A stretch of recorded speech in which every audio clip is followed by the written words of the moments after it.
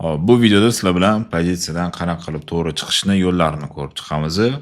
O'zim uchun yozib olgan ekanman. 1, 2, 3, 4, 5, 6, 7, 8. 8 ta sizlarga hozir foydali narsa haqida gapirib beraman. O'zingizga yoqqanidan foydalaning, xohlang hammasidan foydalaning. Xullas, videoni cho'zmaymiz-da, qisqa lo'nda qilib tushuntirib berishga harakat qilaman. Birinchisi, demak, qo'lda yopish. Qo'lda yopish deganda tek profit bo'lmaydi, bir xil darajada stop loss ham qo'yishmaydi. Tek profitni ko'mayli tushunsa bo'ladi, lekin stop loss обязательно tursin, maslahatim. Tak, qo'lda yopish. Qo'lda yopish qanaqa bo'ladi? Traderlar o'ylashadi, plan qilishadi. Pozitsiyasiga qanaqadir ko'proq shans berish maqsadida tek profit qo'yilmaydi, narx o'saversin, foyda ko'payaversin. Qanaqadir bitta kuchli zonalarga borgandan keyin yoki bo'lmasam narx qaytishni boshlagan paytda yopaman deb o'ylashadi. Ularni masalan planida satnashinadan agar oladigan bo'lsak, 1 ga 5, 1 ga 10, 1 ga 20 satnashinalarni plan qilishadi. Lekin ishonaveringlar, bunaqa ishlashda uzoqqa bormaysizlar. Chunki sistemli trade bo'lish kerak, ya'ni hammasi tizimlashtirilgan bo'lish kerak. Chiqish joyi ham, kirish joyi ham hammasini o'sha pozitsiyaga kirishdan oldin bilishimiz shart. Hop, nimaga yomon? Narx o'syapti, qanchadir o'sha sizga yurib berdi, foyda bor, yaxshigina foyda bor, lekin yopmayapsizda, yana ham ko'proq yurishiga ishonasiz.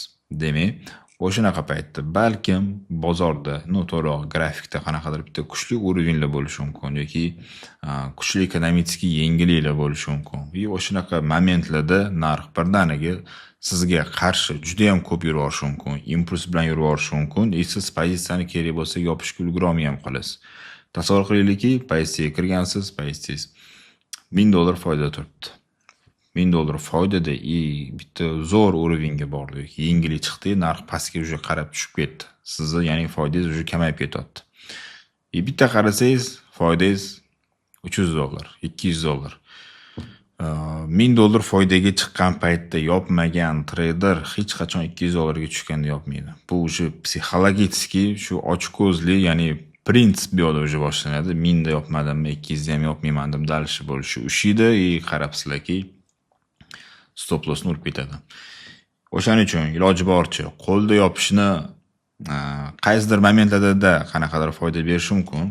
Qachon foyda beradi qo'lda yopish? Qachonki siz swing trader bo'lsangiz yoki долгосрочный trader bo'lsangiz. Ya'ni swing trader deganda masalan qaysidir bitta joydan kiriladi, stop losslari qo'yiladi, tek profit masalan juda ham katta bo'lib qolishi mumkin. Agar kichkinroq stop loss bilan ushlagan paytda tek profitimizni qo'yishimiz mumkin bo'lgan joy ancha baland bo'ladi. O'sha joyda juda ham katta satnashini ishlashimiz mumkin. Lekin agar siz scalping qilsangiz yoki intraday trade qilayotgan bo'lsangiz, iloji boricha tek profitlarni adekvatni, ya'ni realistichni tek profitlar qo'yib ishlashinglarni maslahat beraman. Realistichni deganda juda ham katta foydalar emas, yaqin o'rinlar bilan. Как раз hozir mana ikkinchi yozib qo'ygan narsam o'rin ekan. Ikkinchi bozordan chiqishning yo'li bu o'rin. O'rinlar bilan qanaqa ishlaymiz? Keling, mana grafikda bitta ko'rsataman. Misol tariqasida hop, misol uchun narx pastga tushib kelgan, har xil maksimum, minimumlar yasagan, siz balkim bo'lishi mumkin mana bu joyda bayga kiryapsiz. Mana bu joyda bayga kirdingiz, stop lossimiz mana bu yoqda, tek profitni qayerda qo'yamiz, iloji boricha eng yaqin kuchli o'rindan oldida yoki bo'lmasam даже ozgina yetmasdan turib ham qo'ysa bundan ham zo'r. Ya'ni o'rindan oldinroqda qo'yishimiz kerak. Masalan, bu grafikda hozir ko'rinib turibdiki, eng yaqin o'rin, masalan, hozir misol qilib aytamiz, mana bu yerda ekan. Iloji boricha mana shu joyga qo'yib ishlaymiz. Qanaqadir keyingi o'rinlarni tasavvur qilib yoki bo'lmasam fantaziya qilib, hozir mana biz o'tib ketamiz, o'tib ketadi, yo'lgacha boradi degan narsalar bo'lish kerak emas. Iloji boricha birinchi yaqin o'rin bilan uje chiqib keturishimiz kerak. Bu o'rin. Endi uchinchisi to'g'rirog'i satnashina bilan chiqish. O'rinlarni ham masalan satnashina bilan to'g'rilsa bo'ladi. Bir-biriga bog'liq joyi bor. Satnashina nima degani? Satnashina bu nisbat deganida, ya'ni zararimizni foydaga nisbati. Hop, eng zo'r satnashina, ya'ni zolotaya seredina deyishadi, 1 ga 3 satnashina. Massaga aytaman, iloji boricha eng kamida 1 ga 2 satnashina bo'lsa ham foyda qilishiga bemalol yetadi. Kerak emas ertaga 1 ga 5, biriga 10, biriga 100 соотношениyalarni hech qachon ko'zlash kerak emas. Eng optimalnisi o'sha 1 ga 3. Lekin men sizga bitta narsa aytaman, bozor har kuni ham bizga 1 ga 3 соотношениялi yurib beravermaydi. Men uchun eng kamida iloji boricha 1 ga 2. 1 ga 2 соотношение bormi, olish kerak, chiqish kerak. Agar urovingga uje yaqinlashib qolgan bo'lsa, masalan, bo'lishi mumkin. Mana bu joyda kirdingiz, yana xuddi o'sha narsa. Sразу соотношенияni hisoblaymiz. Buni uje uroving bilan ham nima deydi? Hisoblab chiqsa bo'ladi. Ya'ni to'g'rirog'i bir-biriga ulasa bo'ladi. Masalan, mana bu joyda take profit qo'yishimiz kerak. Stop loss bilan take profitni соотношениясini, ya'ni diapazoni o'lchanadi. Take profitimizni stop lossga nisbatan necha barobar katta. Agar 2 barobar kattami, demak kirsa bo'ladi. Agar 2 barobardan kam bo'lsa, 1 ga 1,5 yoki 1 ga 1, ya'ni stop lossimizni mana bu yerda misol uchun 100 punkt bo'lsa, take profitimiz ham 100 punkt yoki 120 punktlar atrofida bo'ladigan bo'lsa, iloji boricha u pozitsiyadan voz kechgan ma'qulroq. Ya'ni 1 ga 1 соотношение uchun ishlamaymiz.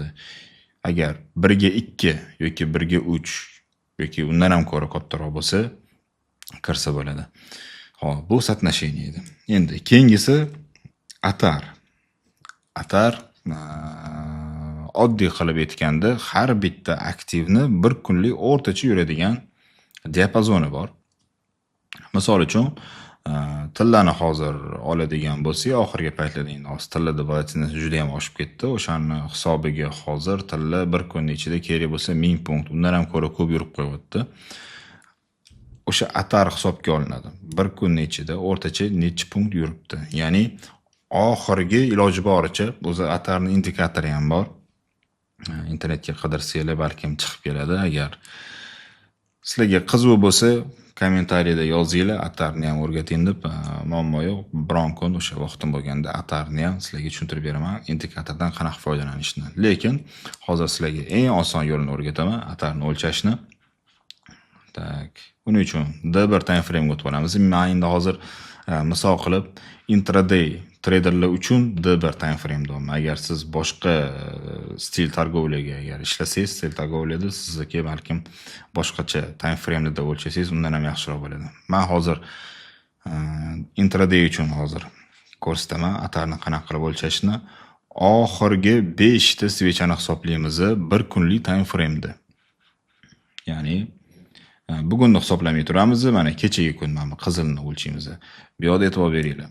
Faqatgina tanasi emas, soyasi bilan polni butunligicha hisoblaymiz. Eng tegidan eng tepasigacha, demak 1195, 1200 punkt deylik. Undan oldingisi. Tak, bunisi 1260. Bu ham 1200 atrofida ekan. Uchinchisi 988 ming. Demek 3'te bo'ldi. Mana bu bizda 4-inchisi 700 и 5-inchisi 1100. Demek eng minimum 700, eng ko'pi 1200. Shuni o'rtasini olaylik.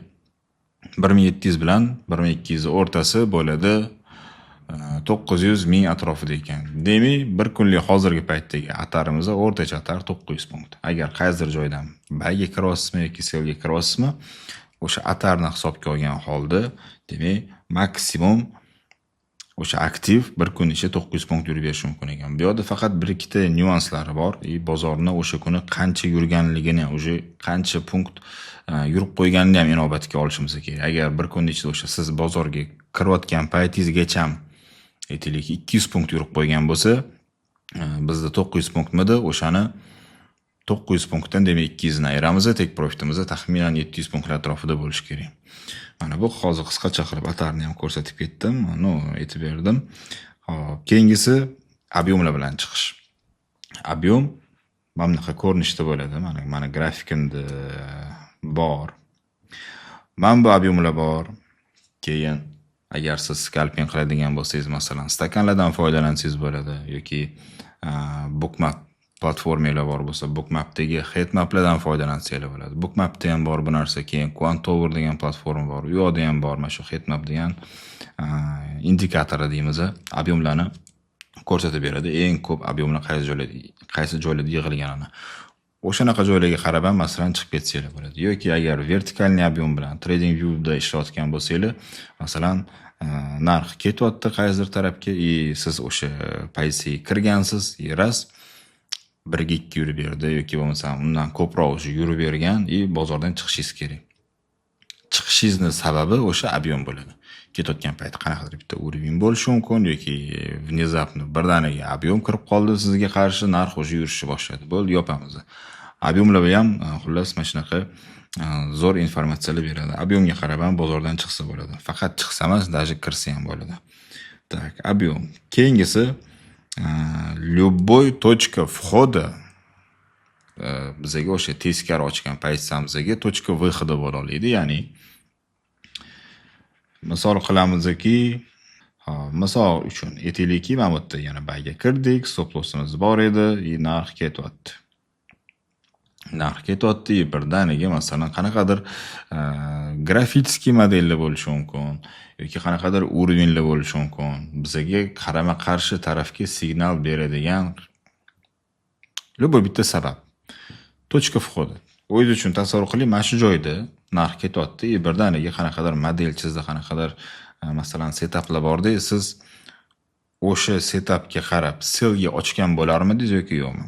Agar sellga ochgan bo'lsangiz, уже mana bu bayni yopadigan joy ekan demak. Bayni уже foydasini oladigan joy. Так, bu demak точка входа bo'ldi. Endi yana bitta foydali narsa bor. Safe degan narsa bor. Safeni balkim eshitgan bo'lsanglar kerak, eshitmagan bo'lsanglar hozir qisqacha qilib tushuntirib beraman. Safe bu pozitsiyani qanchadir qismini, o'zi safe deganning ma'nosi saqlash, to'g'rimi? Saqlab qolish bo'lsa kerak. Safe, ya'ni pozitsiyamizni, foydamizni qanchadir qismini saqlab qolishimiz mumkin. Bu masalan yana chizamiz, narx keldi, tepaga ketyapti, mana bu yerda bayga kirganmiz, mana bu yerda stop lossimiz turibdi. Ras, masalan ketyapti-da, safe asosan qachon kerak bo'ladi? Qachonki ochgan pozitsiyangizga uverin bo'lmasangiz, ya'ni grafik qanaqadir sizga teskari tarafga signallar berayotgan payt yoki narx xuddi pastga tushib ketadigandek tutayotgan paytda sabrsizlik qilib yopib yuborishni o'rniga maslahat berardim safedan foydalanishni. Aytaylikki, mana bu joyga keldi, ras qanaqadir narx to'xtab qoldi. Impulsning kuchi tugadi. Mana shu joyda sizni ko'zingizga xuddi narx hozir pastga tushib ketadigandek ko'rinadi. O'sha joyda pozitsiyani yopmanglar. Iloji boricha safe qilinglar. 0.30% mi yoki bo'lmasam pozitsiyani yarminimi agar yopadigan bo'lsangiz, mana shu joyda tasavvur qiling, yarmini yopdingiz. Bu sizga ancha xotirjamlik beradi. Qaysi ma'nodaki, masalan o'sha pozitsiyadan foydasi kamayib ketishidan qo'rqyapsiz, to'g'rimi? Yopgisi kelyapti. Mana shu joyda hammasini emas, yarmini yoping, o'sha xotirjamlik bo'ladiki, foydani qanchadir qismini saqlab qoldim. Men hozir narx pastga tushib ketib, stop lossni urgan taqdirda ham yaxshigina foyda masalan o'sha bor. Siz ko'zlagan foydani yarmi bor. Bemalol masalan tek profitingizni kutib o'tirishingiz mumkin. Narx bo'lishi mumkin. Keladi, даже balkim ozgina pastga ham tushar. Pastga tushgandan keyin tepaga chiqib ketib qolsa, o'ylaysiz, yaxshi ham hammasini yopib formagan ekanman deb. Ammo o'sha qancha ham diapazon qoldi. Masalan, 1 lot bilan qancha foyda qilishingiz mumkin edi-yu, 0.50 lot bilan qancha foyda qolasiz. Xullas, o'zingiz uchun mana shu narsalarni bitta hisob kitobini qilib olsangiz zo'r bo'ladi. Keyin men eng yoqtirmaydigan narsalarimdan bittasi bu bezubetka, bir xil bezubetka bilan chiqib ketishadi. Hop, buni o'zi qanaqadir bitta uslub deb sizlarga tavsiya beradigan uslub emas-ku, lekin iloji boricha ishlatmaylar degan maqsadda xosligi bezubetkani aytaman. Bezubetkani agar nimaligini bilmaydiganlar bo'lsa, bu foyda bilan ziyonni, xullas o'zi stop lossni ziyonga qo'ygan bo'lamiz yoki qanchadir summani yo'qotishga rozi bo'lib kirganmiz masalan narx pastga tushgan edi, yana bir marta kirdik, stop lossimiz mana bu joyda edi, narx ketyapti-da, ketayotgan paytda traderlar nima qilishadi? Bezubetkadan mamnun foydalanishadi. Ya'ni stop loss, mana bu yerdagi stop lossni bayga kirgan joyiga to'g'irlab qo'yish bezubetka deyiladi. Ya'ni narx agar kelib mana shu joygacha yana bir marta tushib bersa, stop loss bilan 0 da yopiladi. Xullas, foyda ham bo'lmaydi, zarar ham bo'lmaydi. Bu bezubetkani Xullas ozgina nima desa bo'ladi, qo'rqoqlarni strategiyasi deb bilaman, chunki o'ziga ishonmaydigan, o'zining sistemasiga ishonmaydigan, strategiyasiga ishonmaydigan treyderlarda asosan bezubitga qo'yish bo'ladi. Men sizlarga maslahat beraman bezubitkadan foydalanishni, chunki bozor har doim, masalan, o'sishni boshladi. O'sishni boshlagandan keyin narx tekis bundoq ketavermaydi. Har doim qanchalar o'sadi, o'sgandan keyin ozgina bundoq qilib korreksiyani qiladi, korreksiyani qilgan paytda bezubitkingiz urib qo'yadi, keyin bundoq ketib qolsa sizga alam qiladi. Ne za что riskni qildingiz, lekin foyda yo'q, zarar ham yo'q. Iloji boricha duxu bermaymiz-da, stop loss yoki take profitgacha oxirigacha kutsak, bu zo'r variantlardan bittasi. Bezubitkadan to'g'ri foydalanishni men o'ylayman faqat bitta dona yo'li bor. Bu ham pozitsiyani to'g'ri soprovождение qilish. Faqat har doim ham, ya'ni har kuni ham bo'lavermaydi-ku, faqat impuls bo'lganda ishlab berishi mumkin bo'lgan zo'r narsa. Ko'rsataman, foydalaninglar. Har doim emas, faqat impuls bo'lganda bo'ladi, eslab qolinglar. Masalan, mana bu joyda bayga kirdik. Balkim sizda ham bo'lgandir bu narsa, lekin qanaqa qilib to'g'ri foydalanishni bilmagan bo'lsanglar, ana endi bilib olasizlar. Tak, kirganimizdan keyin tasavvur qilaylikki, impuls bilan ketib qoldi. Agar narx impuls bilan ketib qolsa, iloji boricha yopishga sal shoshmay turamiz-da. Impuls bo'lgan svechidan bitta keyingi svechani ham qanaqa yopilishini kutamiz. Agar undan keyingi svechi ham bundoq qilib tepada yopilib berilsa, bu ham ya'ni impuls qilib yopib bersa, agar faqatgina o'shanda men pastdagi stop lossimizni birinchi mamuni tagiga, keyin mamuni tagiga, agar impulsimizni yana ham davom etib ketaveradigan bo'lsa, keyin bemalol bu yoqdagi stop lossni уже yana men bu yoqqa ko'chirib ishlasak bo'ladi. Men bilishim bo'yicha xullas eng zo'r bezubitkani qo'yishimiz mumkin bo'lgan, ishlatishimiz mumkin bo'lgan vaziyat faqatgina mana shu. Faqatgina impuls bor paytda ishlatsak bo'ladi. Atak bozor oddiy holatda yurgan paytlari impulssiz iloji boricha bezubitkadan foydalanmaymiz, chunki bezubitkani urib keyin ketib qolish ehtimoli juda ham katta bo'ladi. Bezubitkani qilgandan ko'ra menimcha zekani yopish kerak yoki bo'lmasam yana o'sha mavzu bundan oldingisi safe qilgan yaxshiroq variant. Hop, paysidan chiqishga taalluqli bo'lgan mavzuyimiz shu edi. Bilgan narslarim sizlarga hozir aytib berdim. Kommentariyada yozinglar, sizlar qaysi variantdan foydalanasizlar yoki qaysi variant sizlarga hozir ma'qul keldi yoki qaysi variant haqida chuqurroq, to'liqroq ma'lumotli video qilib berishimni xohlasanglar, agar kommentariyada yozinglar, hammasini o'qiyman. Обязательно qilib beraman. Aytgancha, men Telegram kanalim bor. Kanalimda har kuni savdo g'oyalarim, ideyalar, xullas signallar hammasini sizlar bilan bo'lishib boraman. Bularning absolyutni hammasi tekin.